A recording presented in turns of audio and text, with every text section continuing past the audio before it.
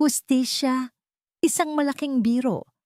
Habang suot ko ang diamanteng regalo ng asawa ko, ang tatay ko pala ay nanlilimos sa maduming kalsada ng Quiapo.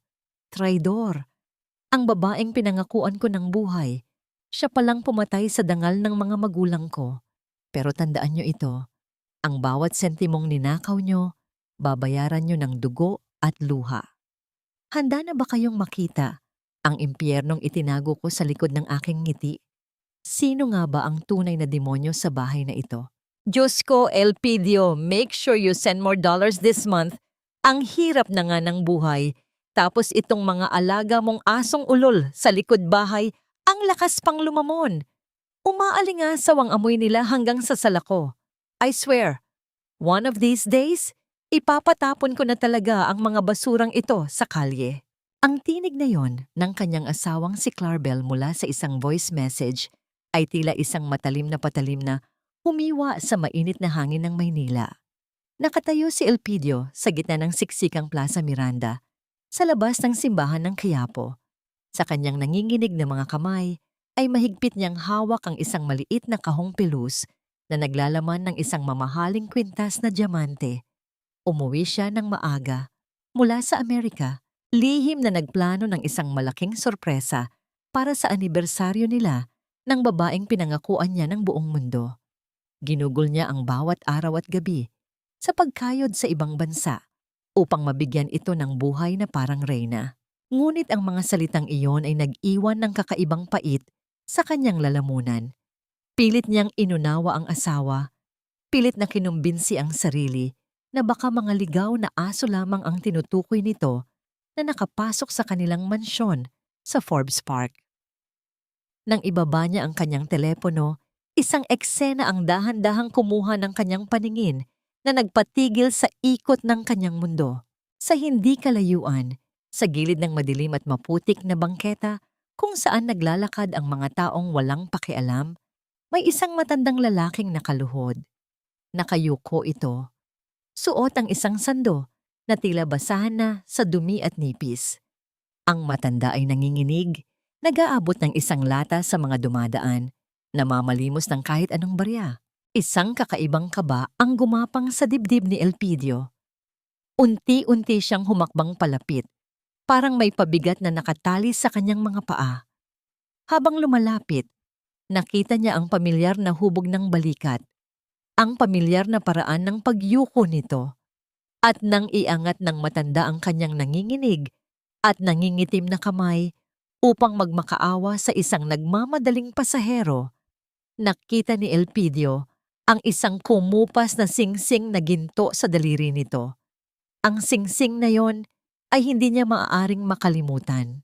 Siya mismo ang bumili ng panlinis niyon noong siya ay nasa kolehiyo pa lamang. Nanikip ang dibdib ni Elpidio. Ang matinding init ng araw ay tila naging yelo na bumaon sa kanyang mga buto. Nawala ang lahat ng ingay ng mga nagtitinda at mga sasakyan.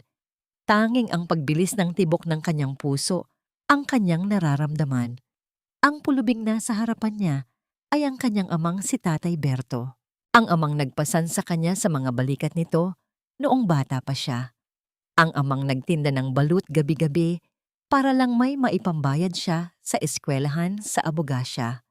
Ang amang ipinagkatiwala niya sa pangangalaga ng kanyang asawa, kalakip ang libu-libong dolyar na ipinapadala niya buwan-buwan.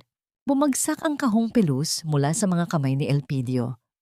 Ang mamahaling diamanteng kwintas ay gumulong at nahulog sa maruming putikan nang walang anumang ingay na makakatumbas sa pagkawasak ng kanyang kaluluwa. Lumuhod si Elpidio sa maduming semento, walang pakialam sa kanyang mamahaling suit. Dahan-dahan niyang inabot ang mukha ng matanda. Nang mag-angat ng tingin si Tatay Berto, ang mga mata nitong malabo at pugto sa kakaiyak ay napuno ng takot. Hindi nito agad nakilala ang anak dahil sa labis na panghihina. Parang awa niyo na po. Kahit pambili lang po ng gamot ng asawa ko, garalgal at paos na pakiusap ng matanda. Tila piniga ang puso ni Elpidio. Kinuha niya ang laylayan ng kanyang mamahaling kamiseta at nang may labis na pag-iingat at pagmamahal, Pinunasan niya ang uling at putik sa mukha ng kanyang ama. Hinawakan niya ang magaspang at maduming kamay nito at mariin itong hinalikan habang ang kanyang may init na luha ay sunod-sunod na pumapatak. Teka, ako po ito. Basag na bulong ni Elpidio. Si Elpidio po ito, tay. Namilog ang mga mata ng matanda nang mapagtanto kung sino ang nasa harapan. Isang matinding hiya at gulat ang bumalot sa mukha ni Tatay Berto.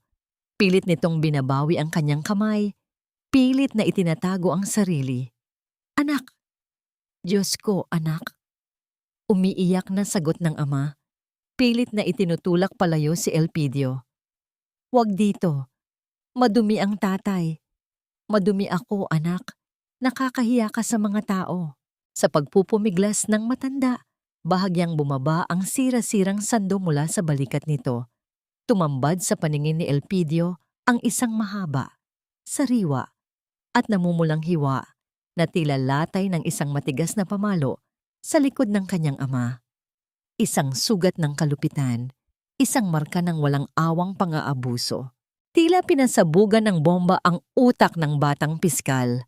Kung ang kanyang ama ay nandito, naghihingalo sa kalsada at puno ng mga latay. Nasaan ang kanyang ina? Sino ang mga asong ulol na nais ipatapon ng kanyang asawa sa kalye? Napapikit si Elpidio habang yakap ng mahigpit ang nanginginig niyang ama. Paano niya yayakapin ang asawang pinili ng kanyang puso kung ang mga kamay nito ang mismong sumira sa mga taong nagbigay sa kanya ng buhay? Hanggang saan aabot ang kayang tiisin ng isang anak bago maging demonyo ang isang anghel para maningil ng utang na dugo? Ilang mukha ba ang kailangan ng isang demonyo para magmukhang anghel sa paningin ng mundo? Habang nakasakay sa isang madilim na sasakyan patungo sa kinalalagyan ng kanyang mansyon, ang bango ng mamahaling pabango sa loob ng kotse ay tila nakakasuka para kay Elpidio. Sa kanyang tabi, nakaupo ang kanyang ama, si Tatay Berto, na ngayon ay balot ng isang malinis na kumot ngunit nananatiling nakayuko at nanginginig sa takot. Pansamantala niyang dinala ang ama sa isang lihim na apartment na pagmamay-ari ng isang pinagkakatiwalaang kaibigan. Malayo sa mga mata ng mundong mapanghusga. Dito muna kayo, tay. Huwag kayong mag-alala. Walang makakasakit sa inyo rito. Bulong ni Elpidio habang hinahaplos ang tuyot na balat sa kamay ng ama. Ang bawat gatla sa mukha ni Tatay Berto ay tila isang pahina ng librong puno ng pighati na hindi niya nabasa sa loob ng maraming taon. Anak, ang nanay mo. Hirap na sabi ng matanda. Ang kanyang tinig ay tila gasgas na plaka. Nasa likod bahay siya, Elpidio, sa imbakan ng mga lumang gamit. Huwag kang magagalit sa asawa mo. Baka pagod lang siya. Ang kabaitan ng kanyang ama ay lalong nagpakulo sa dugo ni Elpidio. Paano nagagawang protektahan ng matanda ang taong mismong nagtapon sa kanya sa putikan? Hindi sumagot si Elpidio, ngunit ang kanyang mga panga ay nagngangalit sa galit. Napilit niyang ikinukubli sa likod ng isang malamig na katahimikan. Pagdating niya sa tapat ng kanilang malaking tarangkahan sa Forbes Park, ang liwanag ng mga estatwa at malalaking ilaw ay tila nanunuya sa kanya. Pagbaba ng sasakyan, hinarap ni Elpidio ang malaking pinto ng mansyon. Huminga siya ng malalim, isinuot ang maskara ng isang mapagmahal at walang alam na asawa, at dahan-dahang pinihit ang seradura. Ang malakas na tawanan ni na Clarabel at ng kanyang ina, si Doña Consolacion, ang bumati sa kanya. Nakaupo ang dalawa sa marangyang sofa na gawa sa balat ng hayop, may hawak na baso ng mamahaling alak, at tila ipinapagdiwang ang isang bagay na masaya. Surprise, my love! Malambing na wika ni Elpidio habang naglalakad papasok. Mabilis na napatayo si Clarabel. Ang kanyang mukha ay nagpalit mula sa pagkagulat patungo sa isang pilit ng ngiti. Patakbo siyang lumapit at yumakap sa leeg ni Elpidio. Ang kanyang amoy ay tila lason na sumasakal sa lalaki. Elpidio! Oh my God! Bakit hindi mo sinabing darating ka na? I could have prepared a party for you. Sabi ni Clarabel sa kanyang maarteng boses. Lumingon siya sa kanyang ina. Mommy, look! Elpidio is home early. Welcome home, Elibig home! Elpidio? Maugong nabati ni Doña Consolacion habang tinitingnan ang manugang mula ulo hanggang paa. Tila tinitimbang kung gaano karaming dolyar ang dala nito. Eksakto ang dating mo. Balak sana naming bumili ng bagong property sa Tagaytay. You know, for investment. Ngumiti si Elpidio, isang nangiting hindi umabot sa kanyang mga mata. Ganun ba? Marami tayong dapat pag-usapan, pero bago ang lahat, nasaan sina tatay at nanay? Gusto ko silang makita agad. Sandaling natahimik ang paligid. Ang baso ng alak sa kamay ni Doña Consolacion ay dahan-dahang ibinaba sa mesa. Lumikha ito ng isang mahinang tunog na tila nagmarka sa tensyon sa silid. Nagkatinginan ang mag-ina. Isang mabilis at palihim na senyales ang dumaan sa kanilang mga mata. Ah, iyon ba? Mabilis na tugon ni Clarabel. Hinawakan niya ang braso ni Elpidio at pilit itong inilayo sa direksyon ng kusina. Wala sila rito, sweetheart. Sumama sila sa isang retreat sa Baguio kasama ang ibang mga matatanda. Sabi ko nga sa kanila, magpahinga naman sila dahil miss na miss mo na sila. Don't worry, they are very happy there. Napakasarap ng buhay nila roon. Retreat sa Baguio? Ulit ni Elpidio, ang kanyang boses ay nananatiling mahinahon, ngunit ang kanyang puso ay tila isang bulkang malapit ng sumabog. Akala ko ba ay hirap na silang bumiyahe? Naku, Elpidio, alam mo naman ang mga matanda mapilit. Singit ni Doña Consolacion habang nagpapaypay ng mabilis. Ibinili pa nga sila ni Clarabel ng mga bagong damit at sapatos para lang maging presentable sila roon. Napakabuting asawa talaga nitong anak ko. Halos ubusin na ang oras sa pag-aalaga sa mga magulang mo. Sa bawat salitang lumalabas sa bibig ng dalawa, lalong nararamdaman ni Elpidio ang hapdi ng sugat sa likod ng kanyang ama. Naglakad siya patungo sa bintanang nakaharap sa likod bahay, doon sa madilim na bahagi kung saan matatagpuan ang mga lumang bodega. Nakita niya ang isang maliit at maruming ilaw na nagmumula sa isang siwang ng pinto ng imbakan. Ano yon? Tanong ni Elpidio habang nakaturo sa bodega. Ah, iyon ba? Iyong mga katulong, nag-iwan yata ng ilaw sa storage room. Hayaan mo na, ipapapatay ko na lang mamaya. Mabilis na sagot ni Clarabel. Ang kanyang boses ay bahagyang nanginginig. Halika na sa taas. I prepared something special for our anniversary. Kahit maaga ka. Sumunod si Elpidio, ngunit bago siya umakyat, napansin niya ang isang piraso ng papel na nakalabas sa ilalim ng carpet malapit sa hagdan. Nang yumuko siya para kunwari ay ayusin ang kanyang sapatos, mabilis niyang kinuha ang papel. Pagdating sa kanilang silid, habang naliligo si Clarabel, binuksan ni Elpidio ang papel. Ito ay isang kontrata ng pagbebenta ng lupa. Ang lupang kinatatayuan ng lumang bahay ng kanyang mga magulang sa probinsya. Ang pirma ni Tatay Berto ay tila pilit at nanginginig. At sa tabi nito ay ang pangalan ni Doña Consolacion bilang bagong may-ari. Hindi lamang nila ninakaw ang dangal ng kanyang mga magulang, ninakaw din nila ang tanging alaala ng kanilang nakaraan. Isang malakas na tunog ng pagbagsak ng gamit ang narinig ni Elpidio mula sa labas ng bintana. Mabilis siyang sumilip at nakita ang isang matandang babaeng nakadapa sa putikan sa ilalim ng ulan na biglang bumuhos. Ang babaeng iyon ay may suot na basahang damit. Pilit na inaabot ang isang piraso ng pandesal na nahulog sa lupa. Iyon ang kanyang ina, si Nanay Rosa. Sa loob ng banyo, naririnig ni Elpidio ang masayang pag-awit ni Clarabel habang naliligo sa bathtub na puno ng rosas at mamahaling sabon.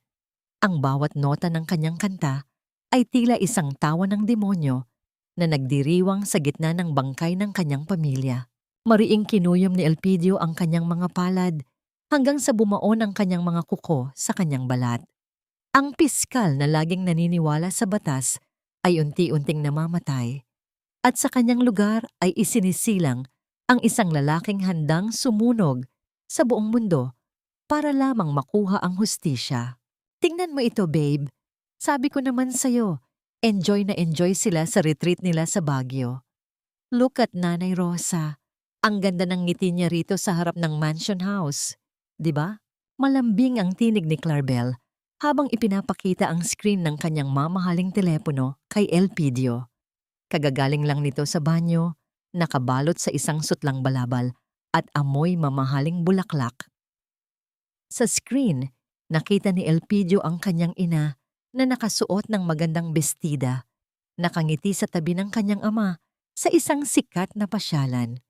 Ngunit sa likod ng kanyang mga mata, ang nakikita ni Elpidio ay ang imahe ng kanyang ina na dapas sa putikan, nanginginig sa ilalim ng ulan habang inaabot ang isang pirasong pandesal. Kinuha ni Elpidio ang telepono. Ang kanyang mga daliri ay nanginginig sa galit na pilit niyang itinatago. Bilang isang piskal, bihasa siya sa pagsusuri ng mga ebidensya. At doon, sa gilid ng braso ng kanyang ina, nakita niya ang isang bahagyang anino na hindi tugma sa sikat ng araw sa background. Ang gilid ng buhok ni Tatay Berto ay tila masyadong matalas ang pagkakakrop. Ang ganda nga, Clarabel. Parang totoo. Mahinang sagot ni Elpidio. Ang bawat salita ay tila lason sa kanyang dila. Saan mo kinuha ang mga litratong ito? Sa digital camera ko, syempre. Ako pa ba? I want them to feel like VIPs habang wala ka. Sagot ni Clarabel sabay humilig sa balikat ni Elpidio. Kaya nga babe, baka pwedeng dagdagan mo ang allowance natin next month. Alam mo naman ang mahal ng mga ganitong tour para sa mga senior. Isang mapait na ngiti ang sumilay sa mga labi ni Elpidio. Sige, ibibigay ko ang lahat ng nararapat sa inyo. Higit pa sa inaakala mo. Nang makatulog si Clarabel, dahan-dahang bumangon si Elpidio. Ang katahimikan ng mansyon ay tila isang mabigat na kumot na sumasakal sa kanya. Bit-bit ang isang maliit na flashlight, lumabas siya sa balkonahe at bumaba patungo sa madilim na bahagi ng bakuran. Ang amoy ng basang lupa at bulok na pagkain ay uent-unting naging matapang habang papalapit siya sa lumang bodega. Ang bodega ay malayo sa kinang ng mansyon. Ito ay gawa sa kalawangin na yero at nabubulok na kahoy. Sa labas, may isang malaking kadena na nakakabit sa pinto. Tila isang kulungan ng hayop. Sumilip si Elpidio sa maliit na siwang ng bintana na natatakpan ng maruming plastik. Sa loob, sa ilalim ng malamlam na ilaw ng isang pundidong bumbilya, nakita niya ang kanyang ina. Nakaupo si Nanay Rosa sa isang manipis na karton na nagsisilbing banig. Ang kanyang mga binti ay puno ng kagat ng surot at lamok. Ang magandang bestidang nasa litrato kanina ay wala roon. Ang suot niya ay isang lumang sando na may mga butas at mantsa ng luha. Nay! Pabulong na tawag ni Elpidio. Ang kanyang boses ay tila isang hikbi na pinigilan. Napaigtad ang matandang babae. Ang kanyang mga mata ay napuno ng matinding takot. Tila inaasahan niyang isang hagupit ang darating. Nang makita niya ang mukha ni Elpidio sa siwang, nanginginig niyang inabot ang pinto. Dahan-dahang isiniksik ni Elpidio ang kanyang kamay sa siwang ng pinto. Doon, sa gitna ng kadiliman at amoy ng pagkabulok, nagtagpo ang kanilang mga palad. Ang kamay ni Nanay Rosa ay kasing lamig ng yelo. Ang balat ay kasing gaspang ng papel de liha at ang mga daliri ay walang tigil sa panginginig. Anak? Elpidio. Bulong ng matanda. Ang bawat salita ay tila isang dalangin. Buhay ka. Akala ko hindi ka na babalik. Sabi ni Clarabel, galit ka raw sa amin. Sabi niya, ayaw mo na kaming makita, kaya ipinatapon mo kami rito. Nadurog ang huling piraso ng puso ni Elpidio. Ang bawat dolyar na pinaghirapan niya, ang bawat sakripisyo niya sa ibang bansa, ay ginamit ni Clarabel upang bumuo ng isang malaking kasinungalingan para saktan ang mga taong pinakamahalaga sa kanya. Hindi totoo yun, Sinay. Hinding-hindi ko gagawin yun, sabi ni Elpidio habang hinahaplos ang kamay ng ina sa gitna ng siwang. Narito na ako. Ilalabas ko kayo rito. Pangako. Ngunit biglang nanlaki ang mga mata ni Nanay Rosa. Hinila niya ang kanyang kamay pabalik at itinulak si Elpidio palayo sa pinto. Umalis ka na, anak. Umalis ka na bago kanila makita. Nanginginig na pakiusap ng matanda. Delikado sila. Huwag kang magtitiwala kahit kanino sa bahay na ito. Ang asawa mo ay may itinatagong masama sa likod ng silid na yon. Bago pa makapagtanong si Elpidio, narinig niya ang tunog ng pagbukas ng pinto sa itaas ng mansyon. Isang liwanag mula sa balcony ang tumama sa damuhan. Babe, Elpidio, nasaan ka? Bakit wala ka sa tabi ko? Ang tinig ni Clarabel ay muling narinig. Ngunit sa pagkakataong ito, wala na ang lambing. May halong hinala at talim ang bawat pantig niyon. Mabilis na nagtago si Elpidio sa likod ng malalaking halaman. Ang kanyang puso ay tila isang tambol na nagbababala ng panganib. Sa kanyang isipan, paulit-ulit na umaaling-awngaw ang babala ng kanyang ina. Ano ang itinatago ni Clarabel sa likod ng silid na tinutukoy ni Nanay Rosa? At hanggang saan ang kayang gawin ng kanyang asawa kapag nalaman nitong alam na niya ang katotohanan? Kinabukasan, ang sikat ng araw sa Maynila ay tila hindi sapat upang tunawin ang ginaw sa puso ni Elpidio. Nagpaalam siya kay Clarabel na kailangan niyang pumunta sa opisina upang ayusin ang ilang dokumento para sa kanyang pagbabalik trabaho. Ngunit ang kanyang mga hakbang ay muling dinala ng tadhana sa maingay at magulong kalsada ng Quiapo.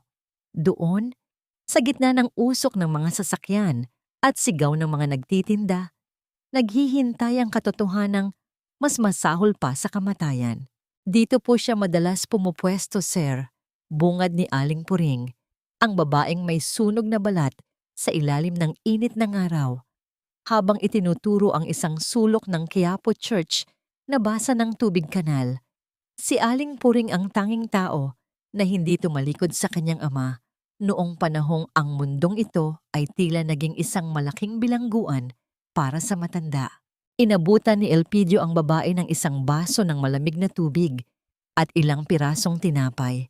Ang kanyang mga mata, na dati ay puno ng talino ng isang abogado, ngayon ay puno ng pighati ng isang anak na naghahanap ng katarungan. Salamat po sa pag-aalaga sa tatay ko, Aling Puring. Utang ko po sa inyo ang buhay niya. Mahinang sabi ni Elpidio habang nakatingin sa lupang dating niluluhuran ng kanyang ama. Bumuntong hininga ang matandang babae. Ang kanyang mga mata ay naging mapungay sa alaala. Napakabuting tao ng tatay mo, sir. Kahit gutom na siya, ibinibigay pa rin niya ang kalahati ng natatanggap niyang barya sa mga batang lansangan. Pero ang asawa mo, Diyos ko, patawarin nawa siya. Tumigil ang tibok ng puso ni Elpidio sa pagbanggit kay Clarabel. Ano po ang ibig ninyong sabihin? Noong isang buwan, nakita ko ang asawa mo rito. Nakasakay sa isang malaki at itim na sasakyan. Akala ko ay susunduin na niya ang tatay mo. Pero binabaan lang niya ang bintana at tinapunan siya ng 5 pisong barya habang tumatawa. Pagkukwento ni Aling Puring, ang kanyang tinig ay nanginginig sa galit. Sabi niya sa tatay mo, iyan ang nababagay sa'yo, matandang hukluban. Huwag kang babalik sa mansyon ko kung ayaw mong mabulok sa kulungan. Hinawakan ni Elpidio ang pader ng simbahan upang hindi siya matumba. Ang bawat salita ay tila isang mitya na sumisunog sa kanyang huling pasensya. Ngunit may mas matindi pang ibinunyag si Aling Puring. Dahan-dahang kinuha ng babae ang isang luma at basag na telepono mula sa kanyang bulsa. Ito po, iniwan ito ng tatay mo sa akin noong huling gabi bago niyo siya nahanap. Sabi niya, kung sakaling mamatay siya rito sa kalsada, ibigay ko raw ito sa'yo. Itinago niya ito sa loob ng kanyang sando para hindi makuha ng mga kumuha ng kanyang mga gamit.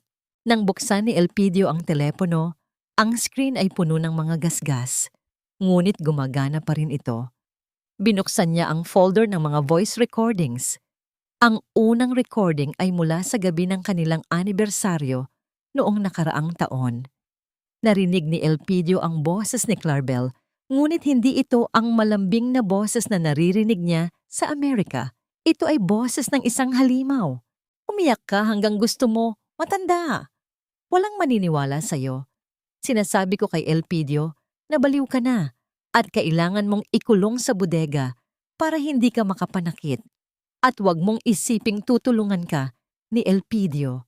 Sabi niya sa akin, diring-diri na siya sa inyo, kaya ipinapadala niya ang pera para lang mamatay na kayo ng maaga. Ang mga sumunod na tunog sa recording ay ang paghagulgol ng kanyang ama at ang tunog ng isang malakas na sampal na tumama sa balat. Pagkatapos, isang boses ng lalaki ang narinig sa background, isang boses na hindi kay Elpidio. Honey, tama na yan. Hayaan mo na ang matandang yan. Halika na rito sa kama.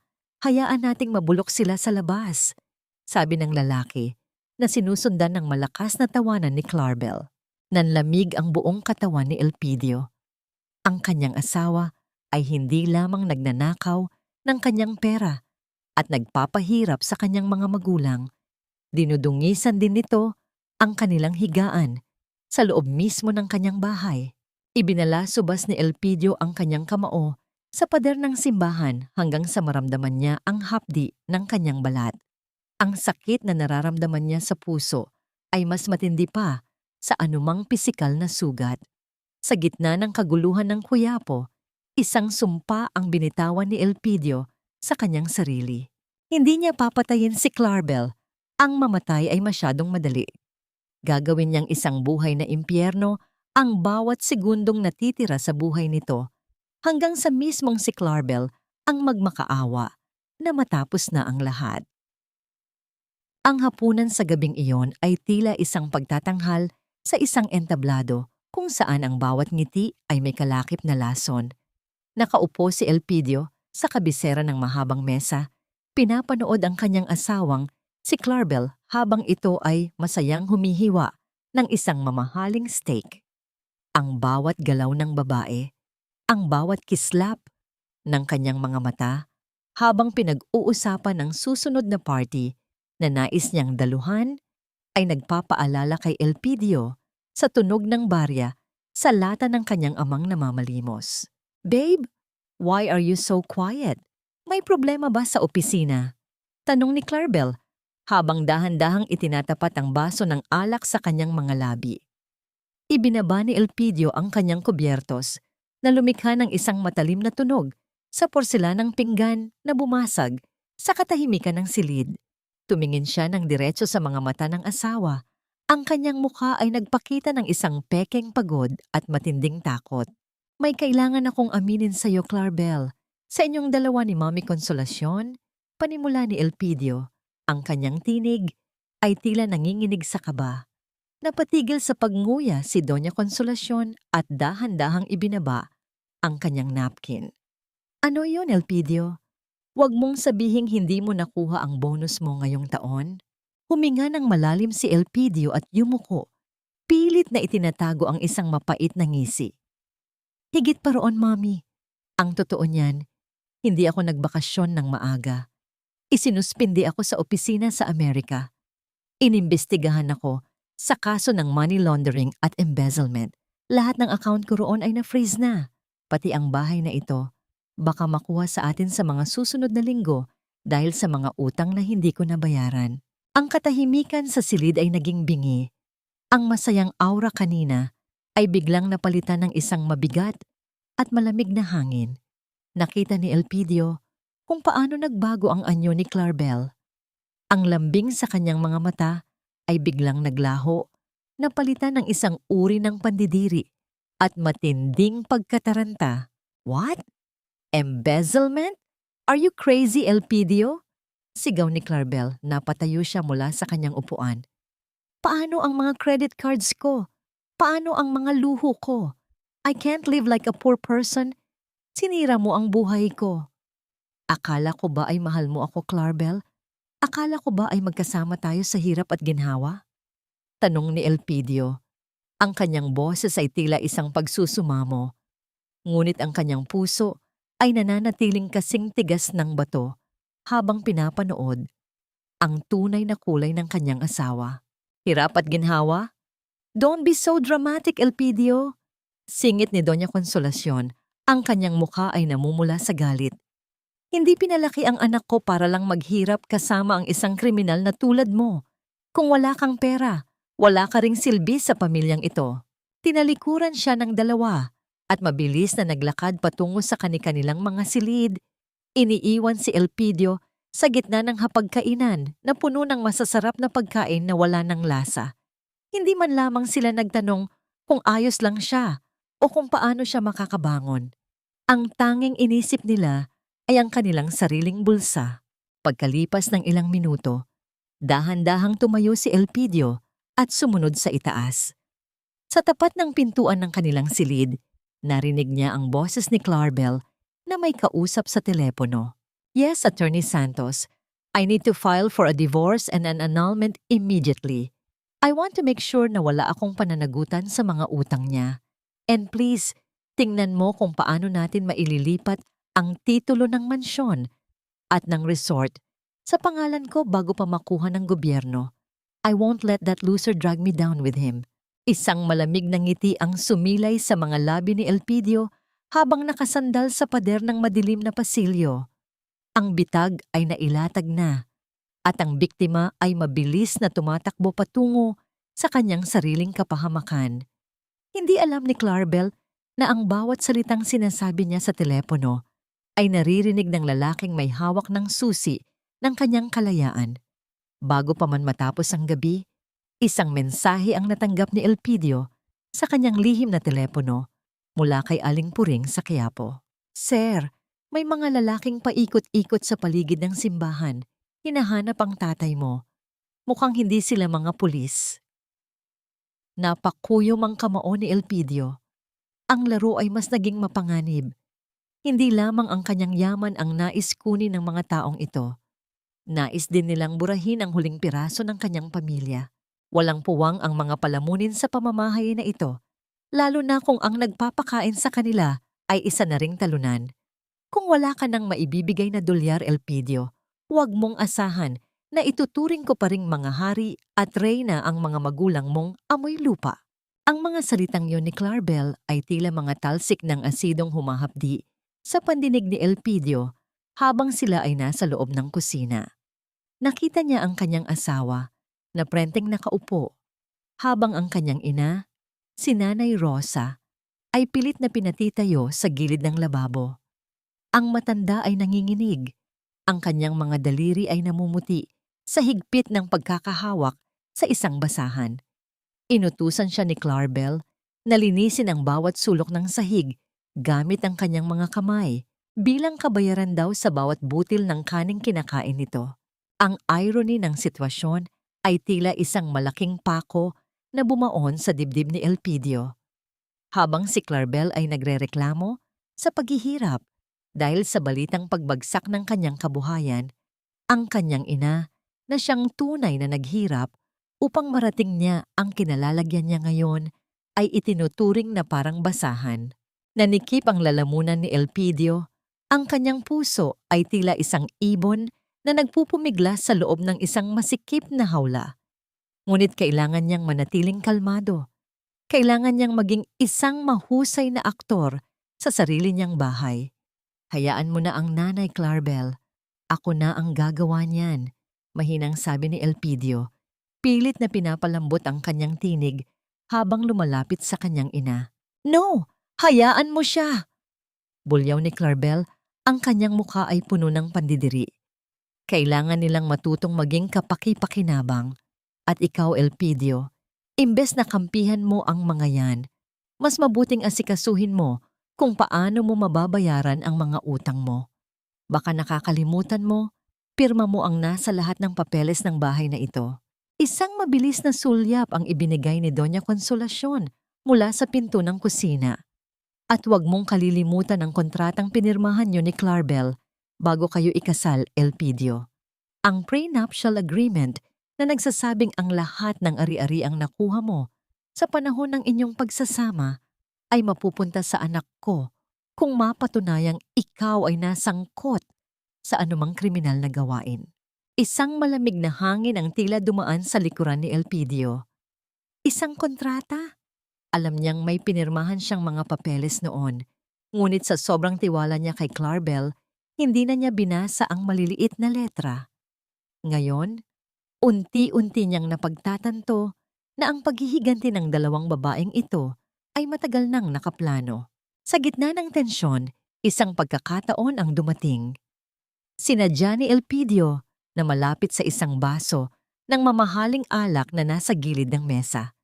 Nang itaas ni Clarabel ang kanyang kamay upang sampalin sana si Nanay Rosa, dahil sa bagal nito sa pagkilos, mabilis na aksidenteng naitabig ni Elpidio ang baso. Ang baso ay bumagsak sa sahig at nagkapira-piraso. Ang alak na kasing pula ng dugo ay kumalat sa maputing tiles, saktong tumalsik sa mamahaling sapatos ni Clarabel. Diyos ko, my shoes! Tili ni Clarabel na naudlot ang balak na pananakit sa biyenan. Mabilis na lumapit si Elpidio, hindi kay Clarabel, kundi sa kanyang ina. Hinawakan niya ang balikat ni Nanay Rosa, isang hawak na nagpapahiwatig ng proteksyon at pangako. Nakita niya ang isang maliit na sugat sa daliri ng ina, ng sakit na nagpaalala sa kanya kung bakit niya ito ginagawa. Dahan-dahan niyang kinuha ang panyo mula sa kanyang bulsa at ibinalot sa sugat ng ina, habang ang kanyang mga mata ay nananatiling nakatitig sa nagwawalang si Clarabel. Pasensya na, Clarabel, nadulas lang ang kamay ko. Malamig na sabi ni Elpidio.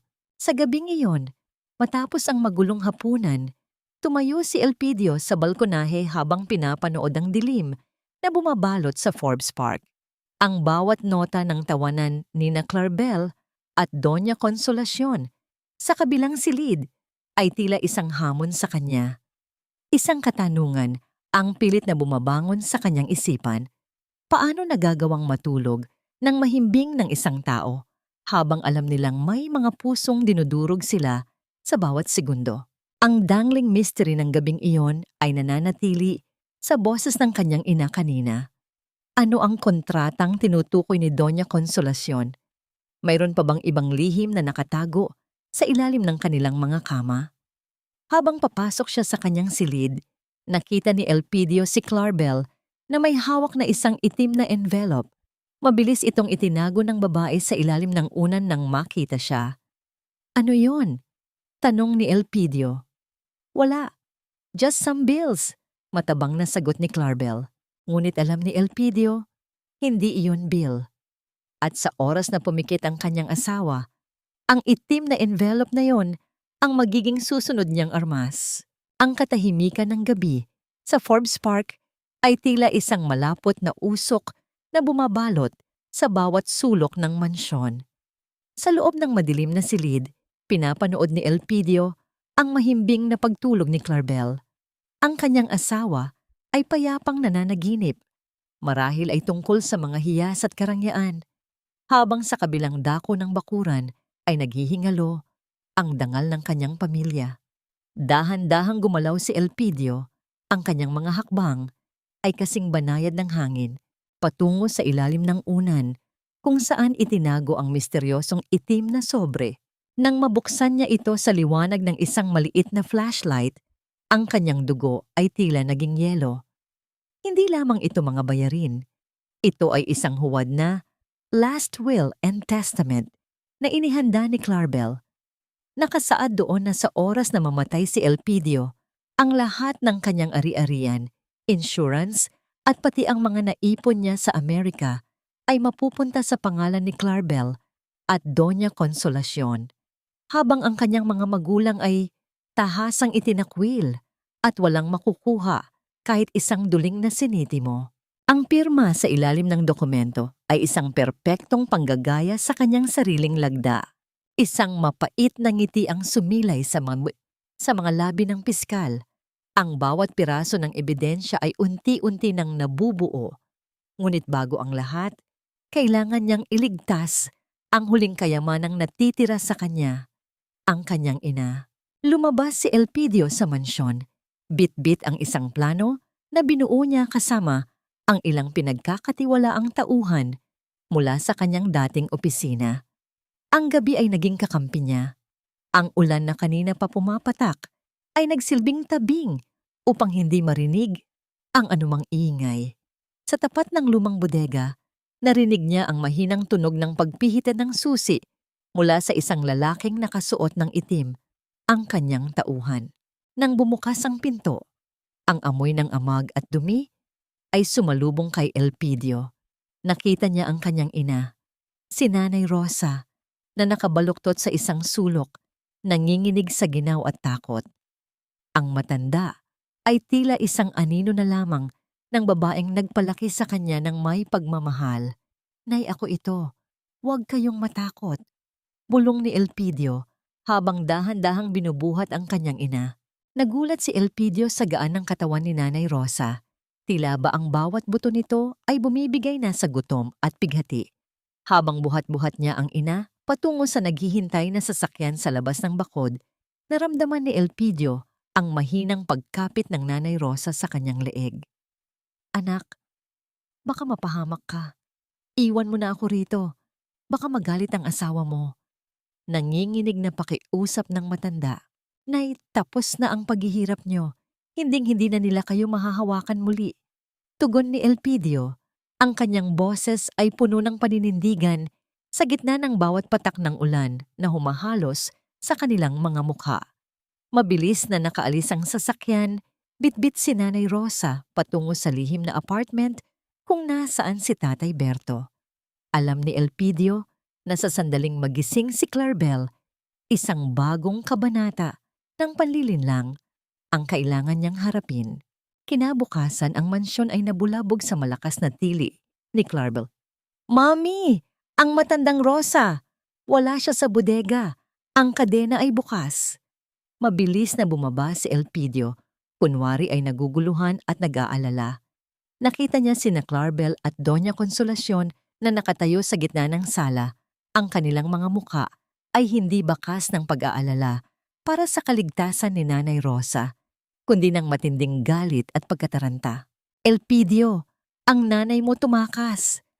Baka kung ano ang sabihin niyon sa mga kapitbahay. Baka masira ang reputasyon natin. Sigaw ni Claribel, ang kanyang mga kamay ay nanginginig habang hinahawakan ang kanyang mamahaling robe. Anong nangyari? Paanong mawawala ang nanay? Tanong ni Elpidio. Pilit na pinapanatili ang pag-aalala sa kanyang boses. Huwag ka nang magtanong. Maghanap ka. Baka dinala niya ang susi ng vault sa kwarto ko. Bulyaw ni Doña Consolacion. Ang tanging inisip ng matandang babae ay ang kayamanan, hindi ang buhay ng taong itinapon nila sa kulungan. Isang malamig na katahimikan ang bumalot kay Elpidio habang tinitingnan ang dalawang babae. Ang kanilang kawalan ng puso ay tila isang malalim na hukay na sila rin mismo ang naghuhukay para sa kanilang sarili. Don't worry, Claribel, hahanapin natin siya, mahinang sabi ni Elpidio. Pero paano kung may kumuha sa kanya? Paano kung may nakakaalam na ng lahat ng ginagawa niyo rito sa bahay na ito? Nanlaki ang mga mata ni Claribel sa narinig. Isang anino ng takot ang dumaan sa kanyang mukha. Sa sandaling iyon, isang malakas na tunog ng doorbell ang bumasag sa tensyon. Isang delivery man ang nasa labas, may dalang isang maliit na kahon na nakapangalan kay Claribel. Nang buksan ni Claribel ang kahon, isang piraso ng basahan na may mantsa ng dugo at isang lumang susi ang bumulaga sa kanya. May kasama itong maikling sulat. Ang bawat lihim ay may katapusan. Ang katarungan ay malapit na. Napasigaw si Claribel at nabitawan ang kahon. Napatingin siya kay Elpidio na ngayon ay nakatayo sa madilim na bahagi ng hagdan. Ang mga mata ay tila nagliliyab sa isang uri ng katarungang hindi nila inaasahan. Gaano pa karami ang gusto niyo pang kunin? Pati ba naman ang lupang nilakaran ng mga ninuno ko, ninakaw niyo rin. Ang tinig ni Elpidio sa loob ng kanyang isipan ay tila isang dumadagundong na kulog. habang nakatitig siya sa isang dokumentong nakuha niya mula sa isang impormante sa Registry of Deeds. Hawak niya ang isang kopya ng deed of sale para sa kanilang lumang bahay at lupa sa probinsya, ang tanging alaala ng kanyang kabataan. Ang lupang pinagpawisan ng kanyang tatay Berto sa loob ng 4 na dekada. Sa ilalim ng dokumento, nakita niya ang nanginginig na lagda ng kanyang ama na pinalilibutan ng mga lagda ni na Clarabel at Doña Consolacion bilang mga testigo. Naalala ni Elpidio ang kwento ni Tatay Berto sa lihim na apartment. Sinabi ng matanda na pinapirma siya ni Clarabel sa isang dokumento para sa insurance ni Elpidio dahil naghihirap na raw ang anak sa Amerika. Ang tiwala ng isang ama ay ginamit bilang sandata upang makuha ang huli nitong ari-arian. Sa kabilang silid ng mansyon, naririnig ni Elpidio ang hysterical na boses ni Clarabel. Ang kanyang asawa ay hindi mapakali matapos matanggap ang misteryosong kahon na may duguang basahan at lumang susi. "Mommy, hindi na ako makatulog. Feeling ko may nagmamasid sa atin. What if nahanap na ng mga pulis ang matanda? What if malaman ni Elpidio na naibenta na natin ang lupa nila sa probinsya?" Ang boses ni Clarabel ay puno ng takot at pagmamadali. "Tumigil ka nga, Clarabel! Napaka-nerbiyosa mo!" Bulyaw ni Doña Consolacion, bagaman bakas din sa boses nito ang kaba. Wala silang mapapatunayan at saka nabayaran na tayo ni Mr. Valderrama. Ang perang yon ang gagamitin natin para makaalis dito bago pa tuluyang lumubog ang barko ni Elpidio. Napatigil si Elpidio. "Mr. Valderrama." Ang pangalang iyon ay tila isang lason na bumuhay sa mga alaala ng kanyang nakaraan. Si Victor Valderrama, ang anak ng mayamang politiko na tinalo ni Elpidio sa isang malaking kaso ng korupsyon bago siya umalis patungong Amerika. Ang lalaking ito ay may matinding galit sa kanya at ngayon, ang kanyang asawa mismo ang nagbenta ng kanilang dangal sa kanyang pinakamortal na kaaway. Dahan-dahang lumabas si Elpidio mula sa dilim at pumasok sa silid kung nasaan ang mag-ina. Agad na napatigil sa pag-uusap ang dalawa, mabilis na itinago ni Doña Consolacion ang isang makapal na bundle ng pera sa loob ng kanyang bag. "Babe, you're still awake." Pilit ng ngiti ni Clarabel, ang kanyang mukha ay kasing puti ng pader sa takot. "Hindi ako makatulog, Clarabel. Iniisip ko ang Nanay Rosa. Hanggang ngayon ay wala pa rin siyang balita." Mahinang sabi ni Elpidio habang dahan-dahang lumalapit sa kanyang asawa. "At saka, may nalaman ako tungkol sa bahay natin sa probinsya. Sabi ng isang kaibigan ko roon, may mga taong nagbabakod na raw sa lupa namin. May alam ba kayo tungkol dito?" Ang katahimikan sa silid ay tila isang tali na unti-unting sumasakal sa mag-ina. Nakita ni Elpidio ang butil ng pawis na namumuo sa noo ni Clarabel sa kabila ng lamig ng aircon. "Ah, iyon ba? Actually, babe, balak ko sanang isurpresa sa'yo." Pagsisinungaling ni Clarabel, ang kanyang boses ay nanginginig. "I had it renovated. I thought, maybe if things get worse here, we can move there for a while. Baka yun ang nakita ng kaibigan mo. Isurpresa? Napakabuti mo talagang asawa, Clarabel." Tugon ni Elpidio, ang kanyang boses ay puno ng ironya na hindi napansin ng babae. Inabot niya ang kamay ni Clarabel at hinawakan ito ng mahigpit, mas mahigpit kaysa sa karaniwan. "Pero alam mo, may isang bagay akong hindi maintindihan. Bakit kailangang si Victor Valderrama ang maging contractor ng renovation na yon?" Sa pagbanggit ng pangalang Valderrama, tuluyang nawalan ng kulay ang mukha ni Clarabel. Nabitawan niya ang basong hawak niya na lumikha ng isang basag na tunog sa sahig. Ang tubig ay kumalat sa kanyang paanan, tila isang babala ng paparating na baha na lulunod sa lahat ng kanilang mga kasinungalingan. Pamumu... Paano mo nalaman ang pangalang yon?" Nauutal na tanong ni Clarabel. "Marami akong alam, Clarabel. Higit pa sa iniisip mo." Bulong ni Elpidio sa tainga ng kanyang asawa. Ang kanyang tinig ay kasing lamig ng kamatayan. Sa labas, ang tunog ng hangin na humahampas sa mga puno ay tila isang panaghoy ng mga ninunong ninakawan ng dangal. Ang misteryong nakabitin sa gabing iyon ay hindi na lamang tungkol sa nawawalang ina, kundi tungkol sa kung gaano kalalim ang ugnayan ni Clarabel kay Victor Valderrama. Mayroon pa bang ibang lihim ang kanyang asawa na mas masahol pa sa pagnanakaw ng lupa? Akala mo ba ay ganoon mo lang ako kadaling malulusutan, Elpidio? If you think you've caught me, think again. Gagawa ako ng paraan para sa huli. Ikaw pa rin ang magmukhang baliw at ako ang biktima sa kwentong ito.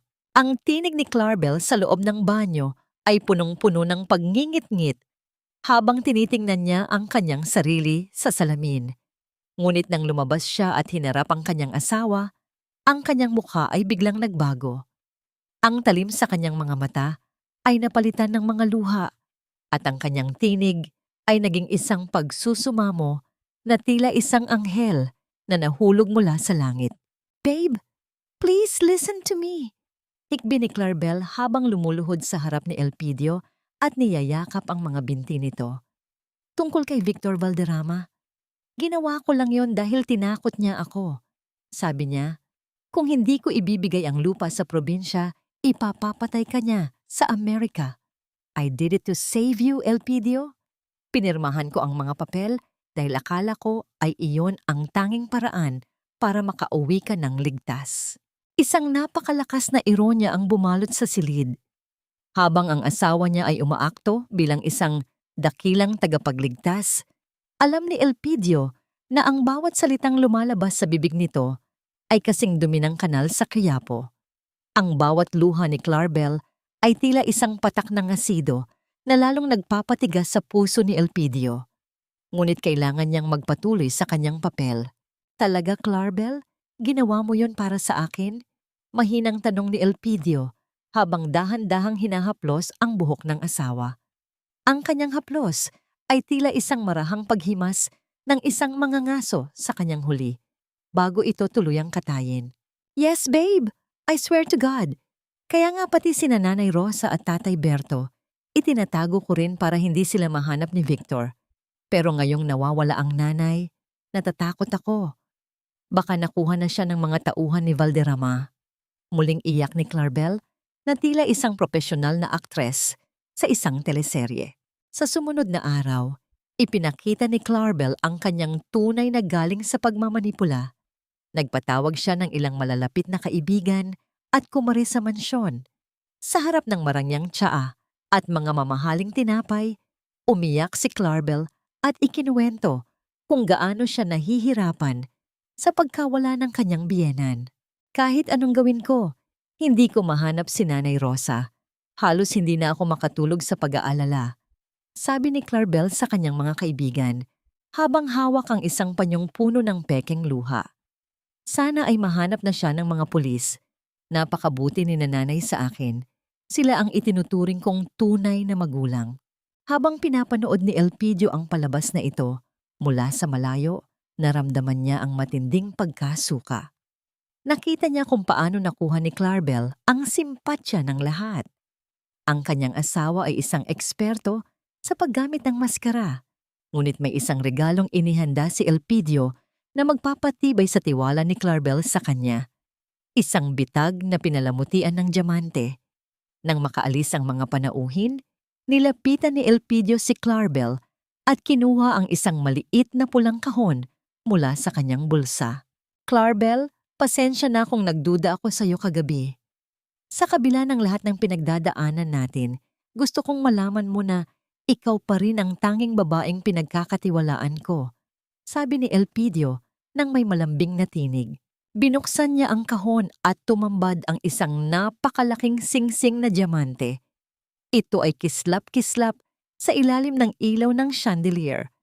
Ang mga mata ni Clarabel ay biglang nagningning. Nawala ang lahat ng bakas ng kanyang pag-iyak kanina. Ang kanyang pagkasabik sa alahas ay mas matindi pa sa anumang pag-aalala niya sa kanyang biyenan. "Oh my God, Elpidio! Is this real? It's beautiful!" Tili ni Clarabel habang isinusuot ang singsing. Iyan ang simbolo ng aking pangako para sa ating ika-10 anibersaryo sa susunod na linggo. Ang lahat ng pag-aari ko, Clarabel, ay para sa iyo lang. Bulong ni Elpidio. Hindi alam ni Clarabel na ang diamanteng iyon ay isang napakagandang panggagaya lamang. Isang huwad na bato para sa isang huwad na asawa. Ang tunay na sorpresa ay naghihintay sa kanilang anibersaryo, kung saan ang lahat ng kanyang kasinungalingan ay itatanghal sa harap ng buong mundo. Bago matapos ang gabi, isang huling misteryo ang iniwan ni Elpidio sa isipan ni Clarabel. Nga pala babe, may natanggap akong tawag mula sa isang ospital sa probinsya. May nakita silang matanda na tumutugma sa deskripsyon ni Nanay Rosa. Sabi nila, may binabanggit daw ang matanda tungkol sa isang itim na silid sa mansyon ni Valderrama. May alam ka ba tungkol doon? Napatigil si Clarabel sa paghanga sa kanyang singsing. Ang kislap sa kanyang mga mata ay napalitan ng isang malalim at madilim na pangamba. Mayroon pa bang hindi alam si Elpidio? O sadyang hinihintay lang ng kanyang asawa na siya mismo ang magtapat ng kanyang pinakamalaking lihim? Ang kinang ng isang diamante ay sapat na upang bulagin ang kahit na sinong sakim, kahit na ang batong yon ay wala namang tunay na halaga. Sa loob ng marangyang sala ng mansyon, ang ilaw ng chandelier ay tumatama sa suot na singsing ni Clarabel na nagbibigay ng isang mapanlinlang na kislap sa buong silid. Kasama ang kanyang ina na si Doña Consolacion, tila nakalimutan na ng dalawa ang paghihirap na ibinalita ni Elpidio ilang araw lang ang nakalipas. Ang kanilang mga mata ay nakatuon lamang sa laki ng bato na nasa daliri ni Clarabel. Tila ito ang kanilang magiging pasaporte patungo sa isang buhay na malayo sa anumang sakuna. Sinabi ko na sa iyo, Clarabel, hindi matitiis ni Elpidio na makita kang malungkot, nakangising wika ni Doña Consolacion habang sinusuri ang singsing gamit ang isang maliit na magnifying glass. Kung nakakabili pa siya ng ganito kalaking alahas, ibig sabihin ay may itinatago pa siyang pera sa Amerika. Masyado lang siyang maingat dahil sa investigasyon, pero hindi niya tayo pababayaan. You're right, Mommy. Look at this sparkle. It's so perfect. Sagot ni Clarabel na punong-puno ng pagmamalaki. Sabi niya sa akin, simbolo ito ng bagong simula namin. Handa na raw siyang ilipat ang lahat ng natitirang assets niya sa pangalan ko para hindi makuha ng gobyerno. We just need to wait for the vow renewal ceremony next week. Isang nakakasukang halakhak ang pinakawalan ng mag-ina. Isang tunog na nagpapahiwatig ng kanilang tagumpay sa panlilinlang. Hindi nila alam na mula sa madilim na bahagi ng pasilyo, pinapanood sila ni Elpidio. Ang kanyang mukha ay walang emosyon, ngunit ang kanyang mga kamay ay mahigpit na nakakuyom. Ang bawat tawa nila ay tila isang dagok sa alaala ng kanyang mga magulang na kanilang inabuso. Dahan-dahang lumabas si Elpidio at naglakad patungo sa kanila. Suot ang kanyang maskara ng pagiging isang masunuring asawa. Mukhang masayang-masaya kayo, mahinang sabi ni Elpidio. Of course, babe. I'm just so touched by your gift. Mabilis na sagot ni Clarabel, sabay yakap sa braso ni Elpidio. Don't worry, I'll stand by you kahit anong mangyari sa kaso mo. We are a team, di ba? Oo, Clarabel, isang team. Tugon ni Elpidio, habang hinahaplos ang pisngi ng asawa. Kaya nga sa ating anibersaryo, gusto kong maging espesyal ang lahat. Inimbitahan ko na ang lahat ng mga dati nating kaibigan, pati na ang mga pamilya nina Valderrama. Gusto kong makita nila na kahit anong hirap, matatag pa rin tayo. Napatigil si Doña Consolacion, pati sina Valderrama. Elpidio, baka hindi magandang ideya iyon. Alam mo namang mainit ang mata nila sa atin ngayon. Iyon nga ang punto, Mommy. Gusto kong ipakita sa kanila na hindi tayo madaling pabagsakin. Paliwanag ni Elpidio nang may kasiguraduhan. At may sorpresa rin ako para sa inyo. May nahanap akong isang lumang dokumento sa ilalim ng sahig ng bodega. Isang bagay na tila itinatago ni na Tatay Berto sa loob ng mahabang panahon. Tungkol ito sa isang lihim na depositong naiwan ng mga ninuno ko. Ang salitang lihim na deposito ay tila musika sa pandinig ng mag-ina. Ang kanilang pagkakasakim ay muling nagliyab, mas matindi pa kaysa sa kislap ng huwad na diamante. Ano yun, Elpidio? Nasaan ang dokumento? Mabilis na tanong ni Clarabel, ang kanyang boses ay puno ng pagnanasa. Nasa isang itim na silid sa loob ng mansyong ito, Clarabel. Isang silid na hindi nyo pa napapasok dahil ang susi ay nasa Nanay Rosa. Sagot ni Elpidio habang nakatitig ng malalim sa mga mata ng asawa. Pero huwag kayong mag-alala. Malalaman nyo rin ang lahat sa gabi ng ating anibersaryo. Lahat ng itinatago nyo at lahat ng itinatago ko ay lalabas din sa tamang oras. Nang makaalis si Elpidio, naiwang balisa si Clarabel. Ang kislap ng kanyang bagong singsing ay tila biglang naglaho sa kanyang paningin. Isang malamig na pakiramdam ang gumapang sa kanyang likuran. Ano ang itim na silid na tinutukoy ni Elpidio? At bakit tila may alam ang kanyang asawa tungkol sa mga bagay na dapat ay sila lang ng kanyang ina ang nakakaalam? Sa gitna ng katahimikan, narinig ni Clarabel ang isang mahinang kaluskos mula sa itaas ng kisame. Tila isang tunog ng mga kuko na kumakamot sa kahoy. Nang tumingala siya, nakita niya ang isang maliit na patak ng itim na likido na bumagsak sa kanyang mamahaling bestida. Ano ito? Tanong ni Clarabel habang hinahawakan ang mantsa. Amoy putik ito. Amoy Quiapo. Ang misteryong nakabitin sa mansyon ay hindi na lamang tungkol sa kayamanan, kundi tungkol sa mga multo ng nakaraan na unti-unti nang nagpaparamdam. Habang papalapit ang gabi ng anibersaryo, ang bawat kislap ng diamante ay nagiging isang paalala na ang tunay na halaga ng isang tao ay hindi makikita sa suot na alahas, kundi sa dumi ng konsensyang pilit nilang itinatago. Anak, patawarin mo kami kung naging pabigat kami sa'yo. Kaya siguro hinayaan mo kaming tratuhin na parang mga hayop ni Clarabel. Sabi niya, iyon daw ang gusto mo dahil diring-diri ka na sa kahirapan namin. Ang bawat salitang lumabas sa bibig ni Nanay Rosa sa loob ng lihim na apartment ay tila mga karayom na isa-isang bumaon sa puso ni Elpidio. Nakaupo ang kanyang ina sa isang malambot na sofa, malayo sa malamig na semento ng bodega. Ngunit ang kanyang mga balikat ay nananatiling nakayuko sa bigat ng trauma. Ang kabalintunaan ng sitwasyon ay sumasakal kay Elpidio. Habang iniisip niya noong nasa Amerika, siya na ang kanyang pinapadalang pera ay nagbibigay ng kaginhawaan. Ginamit pala ito ni Clarabel upang bumili ng kapangyarihang saktan at sarsalan ang dangal ng kanyang mga magulang. Nanikip ang lalamunan ni Elpidio, ang kanyang paningin ay bahagyang lumabo dahil sa luhang pilit niyang pinipigil.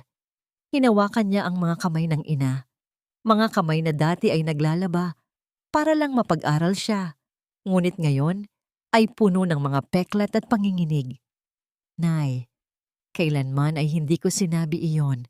Ang bawat sentimong pinadala ko ay para sa inyo. Hirap na sabi ni Elpidio. Ang kanyang tinig ay gumaralgal sa tindi ng pagsisisi. Lumapit pa si Oliver at may malamig na ekspresyong dumampot ng tissue mula sa counter.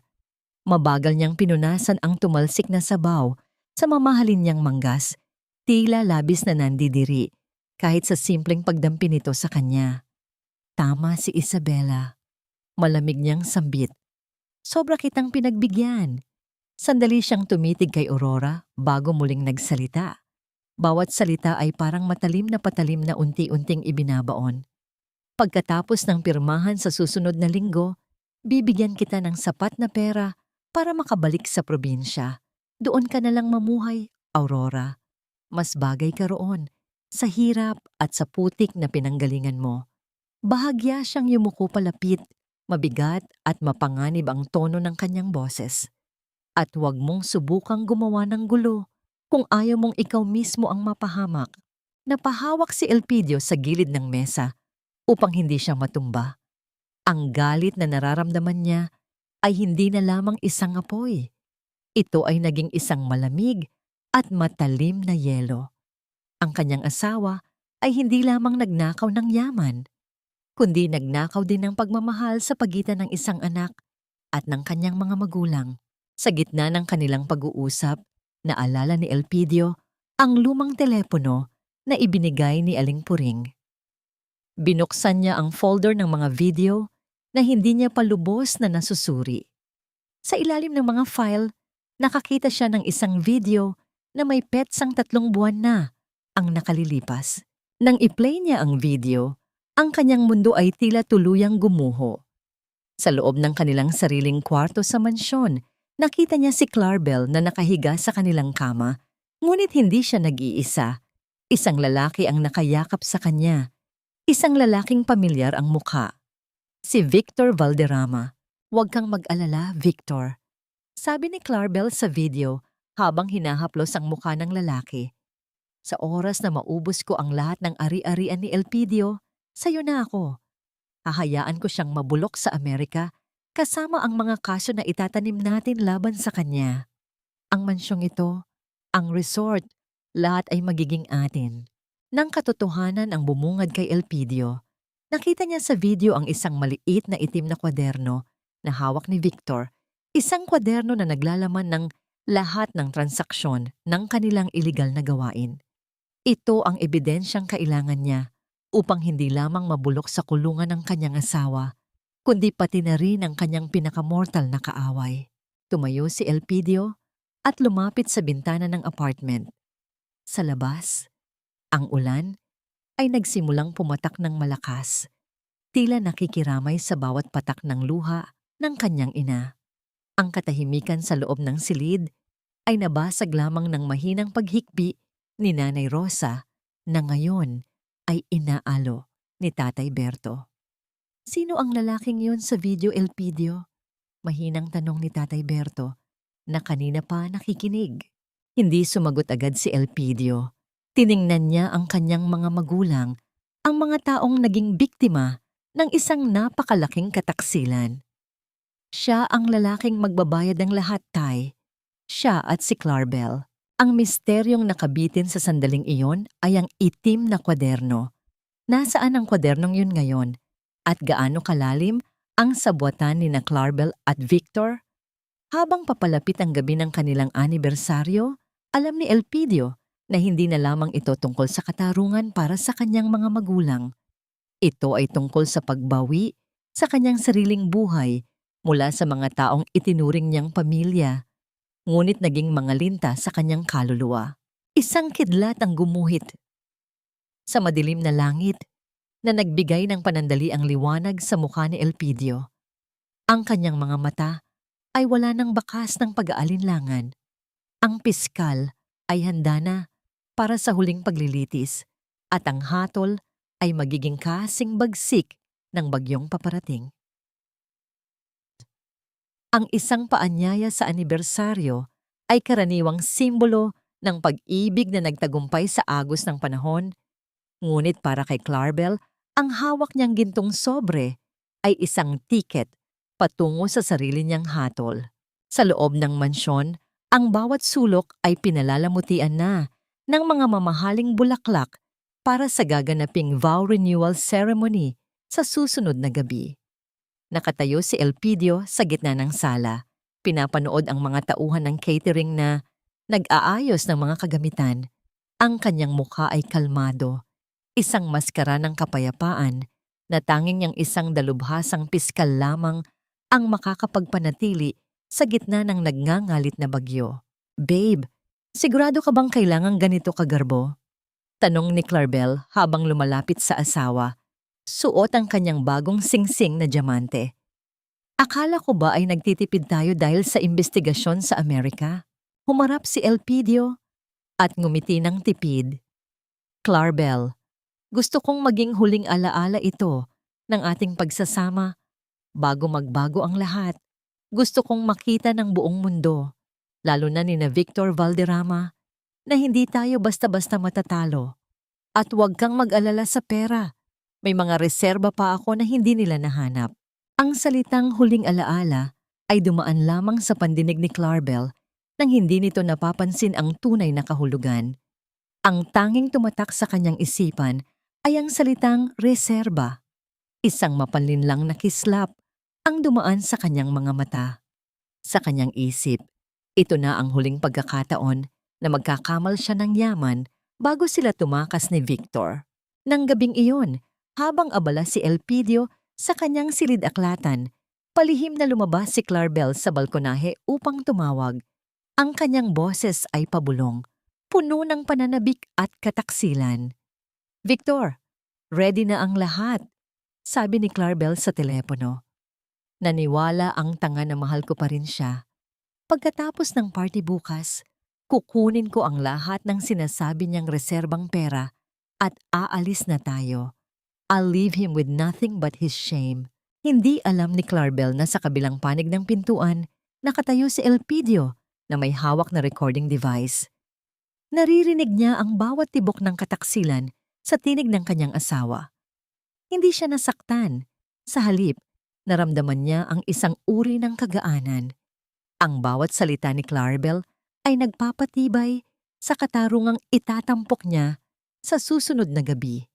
Ang naganap nang pumasok si Elpidio sa silid at inabutan si Clarabel ng isang itim na envelope, katulad ng nakita niya noon.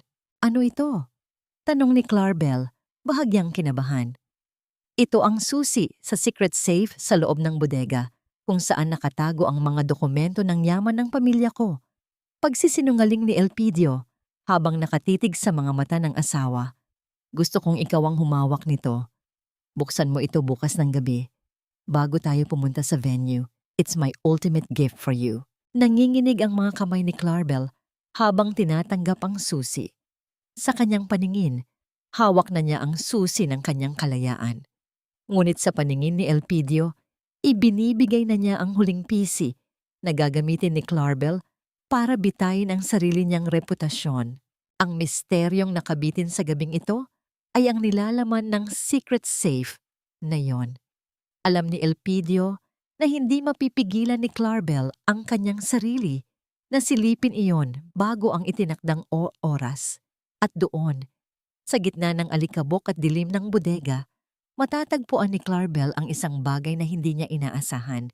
Isang salamin ng kanyang sariling kasamaan. Habang papalubog ang buwan, isang anino ang gumalaw sa labas ng mansyon. Isang lalaking nakaitim ang nagmamasid. Hindi ito tauhan ni Elpidio at hindi rin ito si Victor. Sino ang ikatlong taong ito na tila may sariling interes sa gaganaping anibersaryo? Ang katahimikan sa loob ng mansyon ay tila isang timer ng bomba na dahan-dahang tumitibok. Isang tulog na lamang at ang lahat ng maskara ay mahuhulog. Ang bawat bulaklak, bawat ilaw, at bawat ngiti ay magiging saksi sa pinakamalaking pagbagsak na hindi makakalimutan ng kasaysayan ng kanilang pamilya. Ang huling sayaw bago ang paghuhukom ay hindi kailanman naging tungkol sa musika, kundi sa ritmo ng dalawang pusong magkaiba ang itinitibok. Ang isa ay puno ng paghihiganti at ang isa ay nabulag ng kasakiman. Madaling araw na nang mapansin ni Elpidio mula sa dilim ng kanyang silid-aklatan ang paggalaw ng isang anino patungo sa bakuran. Alam niya ang bawat hakbang na yon. Ang marahang pagpihit ng pintong salamin, ang pag-iingat na huwag lumikha ng tunog sa damuhan, si Clarabel iyon. Hindi na nakapaghintay ang kanyang asawa hanggang bukas. Ang susi sa lihim na safe na ibinigay ni Elpidio ay tila isang mitya na tumutupok sa pasensya ng babaeng ang tanging Diyos ay salapi. Sa loob ng madilim at maalikabok na bodega, nanginginig ang mga kamay ni Clarabel habang itinataas ang isang lumang tablang kahoy sa sulok. Doon, bumulaga sa kanya ang isang maliit na vault na gawa sa bakal. Ang tunog ng pagpasok ng susi sa loob ng seradura ay tila isang hatol na umalingaw-ngaw sa katahimikan ng gabi. Inaasahan ni Clarabel na makakakita siya ng mga gintong bar o mga tumpok ng dolyar na magiging puhunan niya sa pagtakas kasama si Victor.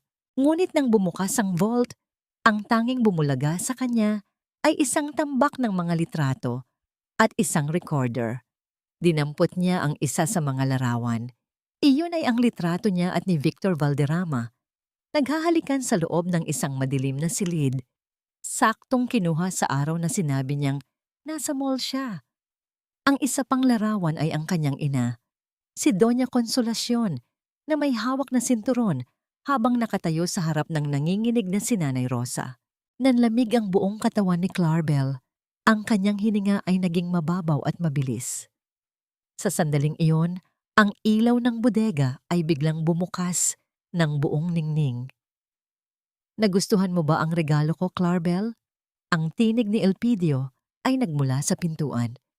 Nakatayo ang piskal, nakasandal sa hamba ng pinto. Ang mga kamay ay nasa bulsa ng kanyang pantalon. Ang kanyang anyo ay hindi bakas ng galit, kundi ng isang matinding pagod at lungkot na mas masakit pa sa anumang sigaw. "BA, babe. It's not what you think," nauutal na sabi ni Clarabel. Mabilis niyang itinago ang mga litrato sa kanyang likuran. "Sinilip ko lang. Baka kasi mawala. Alam mo na, delikado rito. Huwag ka nang mag-abala, Clarabel. Alam ko na ang lahat. Alam ko na kung sino ang kasama mo sa kama habang nagpapakapagod ako sa Amerika. Alam ko na kung paano niyo itinapon ang mga magulang ko sa kalsada na parang mga basura," mahinang sabi ni Elpidio habang dahan-dahang lumalapit sa asawa. Ang naganap ng abutin ni Elpidio ang leeg ni Clarabel. Ngunit hindi niya ito sinakal. Sa halip, inayos niya ang kwintas na suot nito. Ang kwintas na may huwad na hiyas. Ang kanyang mga daliri ay malamig na dumampi sa balat ni Clarabel na nagdulot ng matinding panginginig sa babae mo. "Bukas ang ating anibersaryo. Isusuot mo ang pinakamagandang bestida mo. Ngingiti ka sa harap ng mga bisita at sasayaw ka kasama ko," bulong ni Elpidio sa tainga ng asawa. "Dahil kung susubukan mong tumakas o kung tatawagan mo si Victor, hinding-hindi mo na makikita ang sikat ng araw sa labas ng rehas ng kulungan. May 10 kaso na akong nakahanda laban sa inyo ni Doña Consolacion." Naiwang nakaluhod si Clarabel sa maruming sahig ng bodega habang papaalis si Elpidio. Ang kanyang kasakiman ay naging isang malaking bitag na sumakal sa kanyang sariling leeg. Ngunit habang naglalakad si Elpidio pabalik sa mansyon, hinarang siya ng isang lalaking nakatago sa ilalim ng malaking puno ng mangga. Ito ang misteryosong lalaking nagmamasid kanina. Inalis nito ang kanyang sombrero at sa ilalim ng liwanag ng buwan, nakilala siya ni Elpidio. "Tapos na ba ang laro, Elpidio? O nagsisimula pa lang tayo?" tanong ng lalaki. Ang misteryong nakabitin sa sandaling ito ay ang pagkakakilanlan ng lalaki. Siya si Attorney Ramirez, ang dating kasamahan ni Elpidio na pinagtaksilan din ni Victor Valderrama taon na ang nakalilipas. May hawak siyang isang itim na kwaderno, ang orihinal na ledger ni Victor na naglalaman ng mga pangalan ng lahat ng opisyal na nabayaran nito, kabilang ang ilang taong nasa loob mismo ng pamilya ni Clarabel. "Ang stakes ay mas mataas na ngayon, Elpidio," sabi ni Ramirez. "Si Victor, may plano siyang gawing duguan ang anibersaryo niyo bukas. Hindi siya papayag na mabuko ang lahat." Napakuyom ang kamao ni Elpidio. Ang kanyang plano para sa isang mapayapang hustisya ay tila mababahira ng isang panganib na hindi niya inaasahan. Liwayway na sa labas, at ang bawat segundong lumilipas ay tila isang yabag ng paparating na kamatayan. Ang bawat kislap ng mga chandelier sa engrandeng ballroom ng Manila Hotel ay tila mga mata ng isang hukom na nagmamasid sa bawat galaw ng mga panauhin. Ang bango ng mga sariwang liri at rosas ay humahalimuyak sa hangin, pilit na tinatakpan ang amoy ng kabulukan ng mga lihim na nakatago sa likod ng mga ngiti ng mga piling panauhin mula sa alta sosyedad. Ito ang gabi ng vow renewal ni na Elpidio at Clarabel. Isang gabing dapat ay pagdiriwang ng pag-ibig, ngunit sa katotohanan ay ang unang yugto ng isang pampublikong pagbitay sa dangal ng mga traidor. Nakatayo si Clarabel sa gitna ng silid, suot ang isang mamahaling bestidang gawa sa puting sutla at puntas. Mukha siyang isang inosenteng reyna Ngunit ang kanyang mga kamay na may hawak na baso ng champagne ay walang tigil sa panginginig. Sa kanyang tabi, si Doña Consolacion ay abala sa pakikipag-usap sa mga maimpluwensyang kaibigan. Ipinagmamayabang ang muling pagbabalik ng karangyaan ng kanilang pamilya. "Babe, you look terrifyingly handsome tonight." Bulong ni Clarabel nang lapitan siya ni Elpidio. Pilit ang kanyang namangiti, ang kanyang mga mata ay pabalik-balik sa pintuan, tila naghihintay sa pagdating ni Victor Valderrama. "Salamat, Clarabel." "Ikaw rin." Mukhang isang anghel na handang lumipad. Tugon ni Elpidio. Ang kanyang tinig ay malamig at walang emosyon. Ang kanyang tingin ay dumako sa kabilang dako ng bulwagan kung saan nakita niya ang pagpasok ni Victor Valderrama. Suot ang isang mayabang na ngiti at isang itim na taksido. Isang matalim na tensyon ang namagitan sa dalawang lalaki nang magtama ang kanilang mga mata. Lumapit si Victor, tila walang anumang takot sa kanyang mukha. "Congratulations, Prosecutor Elpidio. Napakaganda ng selebrasyon mo. Sayang naman kung matatapos ito nang hindi mo inaasahan." Maugong na wika ni Victor. Ang bawat salita ay may dalang banta. "Huwag kang mag-alala, Victor.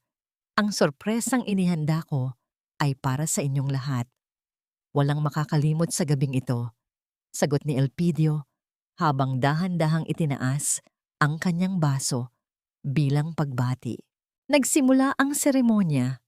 Ang musika ng biolin ay marahang umalingawngaw sa paligid, na nagbibigay ng isang mapayapang aura na taliwas sa nagngangalit na damdamin ni Elpidio. Umakyat ang mag-asawa sa entablado sa gitna ng palakpakan ng mga tao. Hinawakan ni Elpidio ang mikropono. Ang kanyang boses ay naging malakas at matatag na kumuha sa atensyon ng lahat. "Sa loob ng 10 taon, naniwala ako na ang aking pamilya ay nasa ligtas na kamay.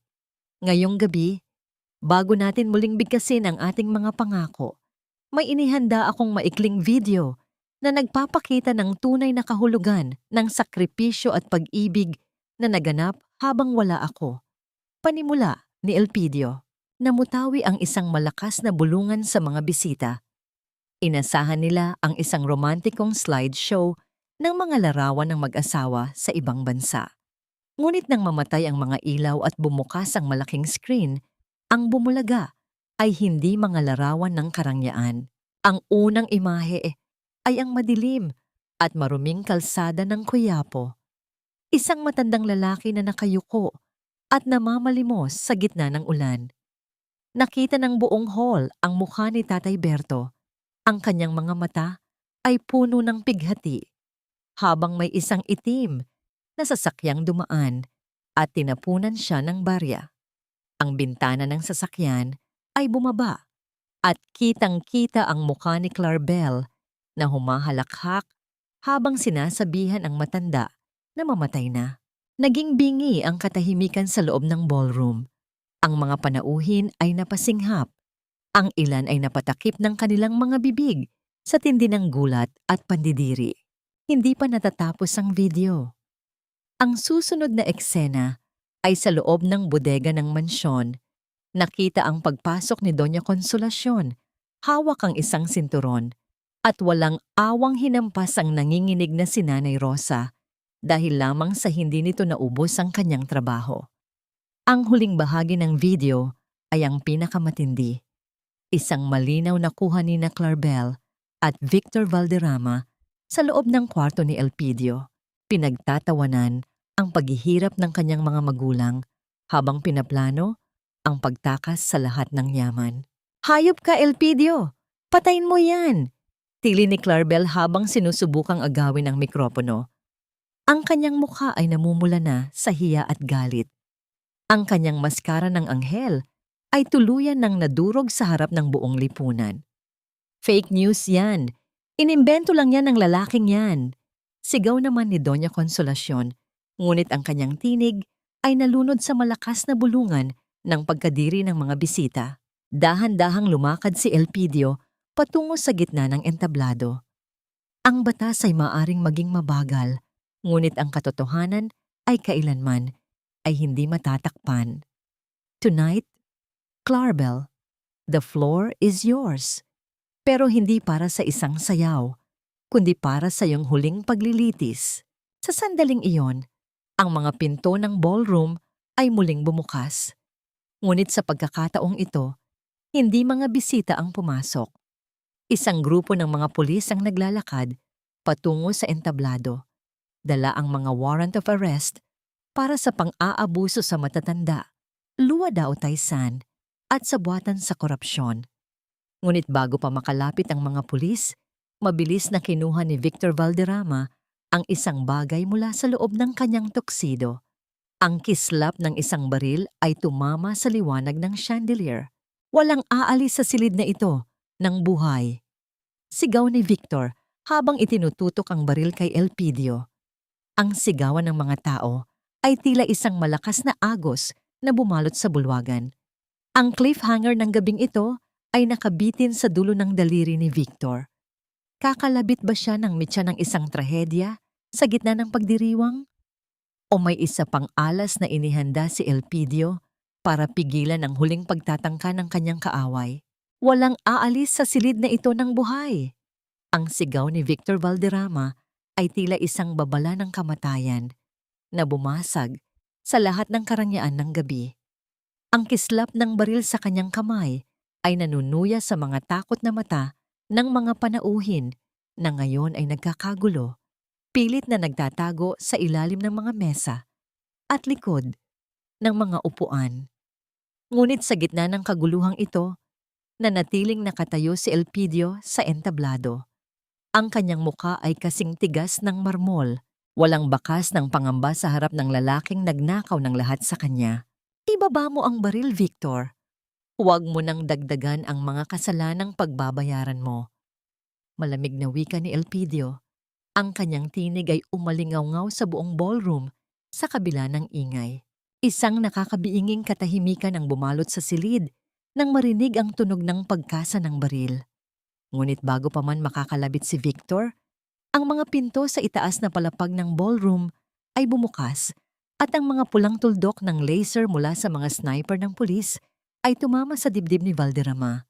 Sa isang mabilis na galaw ng mga nakasibilyang pulis na kanina pa nakahalo sa mga bisita, ang kamay ni Victor ay napilipit at ang baril ay tumalsik sa sahig na lumikha ng isang matunog na bakal na pagbagsak sa makinis na tiles. Ang mga pulis ay mabilis na lumapit at dinakip si Victor na ngayon ay nagpupumiglas at sumisigaw ng mga pagbabanta. Ngunit ang mas masakit na pagbagsak ay nagaganap sa paanan ni Elpidio. Si Clarabel, na kanina ay tila isang reyna, ngayon ay nakaluhod sa sahig. Ang kanyang puting bestida ay nadudumihan na ng kanyang sariling mga luha, ng takot at hiya. Elpidio, please! Maawa ka sa akin! Pinilit lang ako ni Victor! Mami, sabihin mo sa kanya. Di ba si Victor ang may kasalanan ng lahat? Pagsusumamo ni Clarabel habang sinusubukang hawakan ang paanan ng kanyang asawa. Huwag mo akong idinamay, Clarabel. Ikaw ang lumapit sa kanya. Ikaw ang nagnakaw ng pera ng asawa mo. Sigaw naman ni Doña Consolacion na ngayon ay pilit na itinatago ang kanyang mukha sa mga reporter na nagsimula ng kumuha ng litrato. Ang mag-ina ay tila mga linta na ngayon ay nagkakainan na dahil wala na silang masipsip na dugo. Isang maringal na katahimikan ang muling namayani nang bumukas ang gitnang pinto ng ballroom. Sa gitna ng liwanag, pumasok ang dalawang matanda na nakasuot ng disente at malinis na mga damit. Si Tatay Berto at Nanay Rosa ay naglalakad ng may dangal. Ang kanilang mga mukha ay wala ng bakas ng uling at putik ng Quiapo. Nang makita sila ni Clarabel, lalong naging hysterical ang kanyang pag-iyak. Nay, Tayde, patawarin niyo po ako. Gagawin ko ang lahat. Ibabalik ko ang lahat. Hiyaw ni Clarabel, ngunit si Nanay Rosa ay hindi sumigaw. Lumapit ang matanda sa kanyang manugang, kinuha ang panyo mula sa kanyang bulsa at marahang ipinahidid sa luha ni Clarabel ng kabutihan na lalong nagparamdam ng hiya sa lahat ng nakasaksi. Clarabel, ang pera ay naibabalik. Ang lupa ay nababawi. Pero ang tiwala at pagmamahal na sinira mo, Iyon ang hinding-hindi na muling mabubuo. Mahinang sabi ni Nanay Rosa bago tumalikod at humawak sa braso ni Elpidio. Lumapit ang mga pulis kay Clarabel at Doña Consolacion. Bit-bit ang mga cuffed na bakal na tila mga malamig na singsing ng katarungan. Sa harap ng buong alta sosyedad ng Maynila, ang dalawang babae ay kinaladkad palabas. Ang kanilang mga tili ay unti-unting naglaho sa malawak na pasilyo ng hotel. I love you, Elpidio. Magbabago ako. Huwag mo akong iwan. Ang huling sigaw ni Clarabel na umalingaw-ngaw bago sumara ang pinto. Tumingin si Elpidio sa kanyang asawa sa huling pagkakataon. Walang galit sa kanyang mga mata. Tanging isang malalim na kawalan. Sino ka? Ang tanging tanong na lumabas sa kanyang mga labi, isang tanong na nagpahiwatig na ang babaeng minahal niya noon ay matagal na ring namatay kasama ng kanyang mga kasinungalingan. Naiwan si Elpidio sa gitna ng entablado, yakap ang kanyang mga magulang. Ang katarungan ay nakamit na, ngunit ang sugat sa kanyang puso ay mananatiling isang paalala ng isang madilim na kabanata. Habang papaalis ang mga tao, isang huling anino ang naiwan sa sulok ng ballroom. Si Attorney Ramirez ay tumango kay Elpidio, bitbit ang itim na kwaderno na magpapabagsak pa sa maraming korap na opisyal. Ang tanong na naiwan sa gabi. Sapat na ba ang pagkakulong ni Clarabel upang maghilom ang sugat ng pamilyang dinurog ng kasakiman? O mayroon pang huling ganti na naghihintay sa labas ng rehas ng kulungan? Hustisya, nakuha ko na ang katarungan laban sa kanila, pero paano ko naman makukuha ang kapatawaran mula sa sarili kong konsensya? Ang katahimikan sa loob ng maliit, ngunit malinis na silid ng kanilang pansamantalang tirahan ay tila isang mabigat na kumot na bumabalot kay Elpidio. Wala na ang kislap ng mga chandelier, wala na ang ingay ng mga reporter, at wala na ang mabangong amoy ng lason ng kanyang asawa. Ang tanging naririnig na lamang niya ay ang mahina at pantay na paghinga ng kanyang mga magulang na mahimbing na natutulog sa kabilang kwarto. Ngunit para kay Elpidio, ang bawat segundo ng katahimikan ay tila isang tinig na nagpapaalala sa kanyang pagkukulang. Dahan-dahan siyang lumapit sa pintuan ng silid ni Tatay Berto at Nanay Rosa. Pinanood niya ang kanyang ama na nakayakap ng mahigpit sa kanyang ina. Tila natatakot na sa oras na bumitaw ito ay muli silang itatapon sa madilim na kalsada ng Quiapo. Ang bawat gatla sa kanilang mga mukha, ang bawat peklat sa kanilang mga balat, ay isang malaking sumbat sa puso ni Elpidio. Hindi na nakaya ng kanyang mga binti ang bigat ng kanyang nararamdaman. Dahan-dahang lumuhod si Elpidio sa tapat ng higaan ng kanyang mga magulang. Ang marangal na piskal, ang lalaking kinatatakutan sa korte, ay ngayon ay isang maliit na batang muling naghahanap ng kalinga. Patawarin niyo po ako. Tay-nay, patawarin niyo ako sa pagiging bulag. Bulong ni Elpidio habang ang kanyang mga luha ay isa-isang pumapatak sa sahig, na lumilikha ng maliliit na mantsa sa kahoy. Dahil sa akin, dumanas kayo ng impyerno habang ako ay nagpapakasaya sa malayo. Isang malaking pagkakamali ang pagkatiwalaan ng babaeng iyon higit sa inyo. Nagulat si Elpidio nang maramdaman niya ang isang magaspang at mainit na kamay na pumatong sa kanyang ulo. Nagising pala si Tatay Berto. Ang matanda ay dahan-dahang bumangon at tiningnan ng anak ng may labis na pagmamahal, walang bakas ng anumang galit o hinanakit. Tumayo ka, anak. Huwag kang lumuhod sa amin. Mahinang sabi ni Tatay Berto. Ang kanyang boses ay tila isang haplos sa sugatang kaluluwa ni Elpidio. Hindi mo kasalanan na ang puso mo ay marunong magtiwala. Ang mahalaga, bago pa tuluyang kuhanin ng Panginoon ang paningin namin, ay nakita ka muli namin. Ikaw ang aming katarungan, Elpidio. Ang naganap ng sumali si Nanay Rosa sa kanilang yakapan. Ang tatlong pusong dinurog ng kataksilan ay unti-unti nang nagkakabit-kabit muli.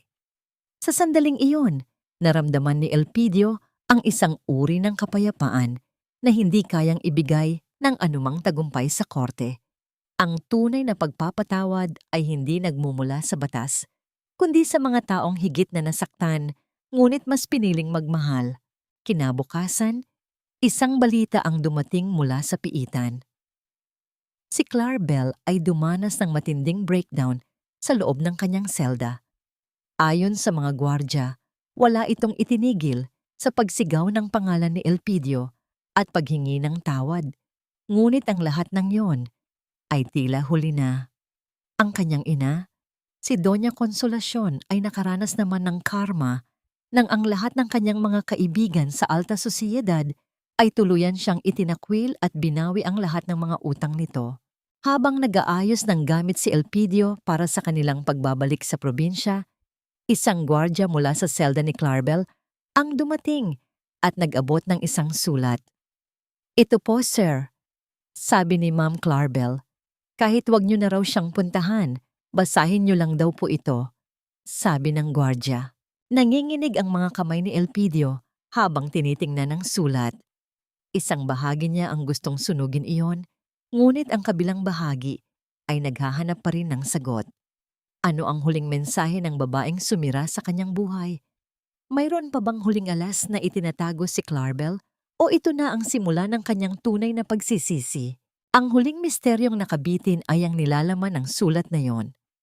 Habang nakatanaw si Elpidio sa labas ng bintana, pinapanood ang pagsikat ng araw. Alam niyang ang kabanatang ito ng kanyang buhay ay malapit na ring magsara. Ngunit ang bawat sugat ay may peklat, at ang bawat peklat ay may kwento ng isang anak na bumalik mula sa dilim para iligtas ang kanyang pamilya. Elpidio, sana sa bawat gabi na ipipikit mo ang iyong mga mata, makita mo ang mukha ko, hindi dahil sa mahal mo ako, kundi dahil ako ang pinakamalaking pagkakamali na hinding-hindi mo mabubura sa iyong alaala. Patawarin mo ako, hindi dahil karapat-dapat ako, kundi dahil kailangan mong makalaya sa galit na ako mismo ang nagtanim. Ang huling mga salita sa sulat ni Clarabelle ay tila isang malabong bulong na tinangay ng hangin habang nakatayo si Elpidio sa harap ng isang maliit na siga sa bakuran ng kanilang lumang bahay sa probinsya. Hindi na niya itinuloy ang pagbabasa. Binitawan niya ang papel at pinanood itong dahan-dahang lamunin ng apoy. Ang mga titik ng pagsisisi o baka bagong panlilinlang ay naging abo, lumipad pa itaas at naglaho sa asul na langit ng pangasinan. Para kay Elpidio, ang kabanata ni Clarabelle ay hindi na kailangan ng tuldok. Kailangan na itong sunugin upang makapagsimula ang isang bagong pahina. Ang pagbabalik nila sa kanilang bayan ay tila isang paglalakbay pabalik sa kanilang sarili. Wala na ang ingay ng lungsod. Wala na ang mapanlinlang na kislap ng Forbes Park. Dito, sa ilalim ng malalaking puno ng mangga at sa harap ng payapang bukid, nahahanap ni Elpidio ang katahimikang matagal nang ipinagkait sa kanya ng kanyang ambisyon. "Anak, halika na. Nakahain na ang tanghalian. Ang paborito mong sinigang na isda at bagong pitas na gulay," tawag ni Nanay Rosa mula sa bintana ng kanilang bagong kumpuning bahay. Naglakad si Elpidio patungo sa loob. Ang kanyang mga hakbang ay hindi na mabigat. Nakita niya ang kanyang tatay Berto na masayang nag-aayos ng mga gamit sa pagsasaka sa balkonahe. Ang matanda ay hindi na nanginginig. Ang kanyang mga mata ay puno na ng liwanag at pag-asa. Wala na ang latay sa kanyang likuran. Tanging ang peklat na lamang na nagsisilbing medalya ng kanyang katatagan. Ang naganap nang maupo sila sa hapagkainan. Simple lamang ang kanilang pagkain, kanin, tuyo at mainit na sabaw, ngunit ang bawat subo ay tila isang kapistahan. Walang mamahaling alak, walang gintong kubyertos, ngunit ang bawat tawanan at kwentuhan ay punong-puno ng tunay na kayamanan.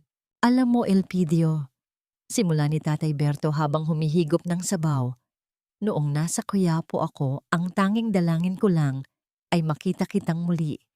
Hindi ko hinangad ang hustisya. Ang tanging gusto ko lang ay malaman na ligtas ka. Pero ibinigay ng Diyos ang lahat. Ibinigay niya ang katarungan. at ibinigay niya ang muli nating pagsasama. Napatigil si Elpidio sa pagkain. Tiningnan niya ang kanyang mga magulang. Napagtanto niya na ang tunay na tagumpay ng isang piskal ay hindi ang pagpapakulong sa mga kriminal, kundi ang pagprotekta sa mga taong nagbigay sa kanya ng buhay. Ang kanyang puso, na dati ay puno ng yelo at paghihiganti, ay unti-unti nang natutunaw sa init ng pagmamahal ng kanyang pamilya. Gayunpaman, sa gitna ng kanilang kaligayahan, isang lihim na kumatok sa kanilang pintuan. Isang mensahero ang dumating, dala ang isang balita mula sa opisina ni Attorney Ramirez. "Sir, may nahanap po kaming bagong ebidensya. Mukhang may malaking halaga ng pera na inilipat si Claribel sa isang offshore account bago siya maaresto. At ang account na yon, nakapangalan sa inyong magiging anak," sabi ng mensahero. Nanigas si Elpidio. Isang buntis ba si Claribel bago siya nakulong? O isa na naman itong malaking kasinungalingan para muli siyang makuha? Ang misteryong ito ay tila isang aninong pilit na humahabol sa kanyang bagong buhay. Tumingin si Elpidio sa kanyang ina na masayang nagliligpit ng pinggan at sa kanyang ama na nakatanaw sa bukid. Ipinikit ni Elpidio ang kanyang mga mata at huminga ng malalim.